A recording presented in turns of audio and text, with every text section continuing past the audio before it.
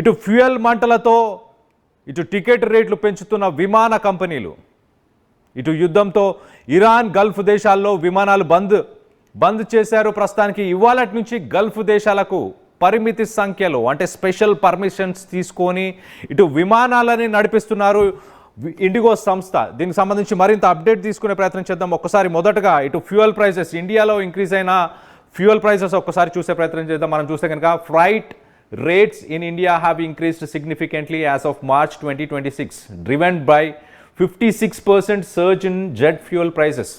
So geopolitical tensions ఏవైతే Gulf దేశాల మధ్య ఇప్పుడు యుద్ధం కొనసాగుతుందో ఆ యుద్ధం వల్ల మొత్తానికైతే ఇటు గల్ఫ్ దేశాల వద్ద యుద్ధం కొనసాగడం వల్ల ఎయిర్ ఇండియా ఇటు డొమెస్టిక్ ఫ్లైట్స్ అంటే ఇండియాలోనే మిగతా సిటీస్కి ట్రావెల్ చేయడానికి ప్రస్తుతానికి డొమెస్టిక్ ఫ్లైట్స్ పైన 399 రూపాయల ఫ్యూయల్ సర్చార్జ్ని యాడ్ చేస్తుంది. అలాగే ఒక్కసారి ఇంటర్నేషనల్ ఫ్లైట్స్ ఒక్కసారి మనం చూస్తే కనుక ఇటు వెస్ట్ ఏషియాకి సంబంధించి $10 to $15 పెంచుతున్నారు. అలాగే ఆఫ్రికా ఇలాంటి కంట్రీస్కి వెళ్ళడానికి కూడా ఆల్మోస్ట్ ఒక $50 నుంచి $100 మొత్తానికైతే ప్రైసెస్ ఇంక్రీజ్ చేస్తున్నట్టు తెలుస్తుంది.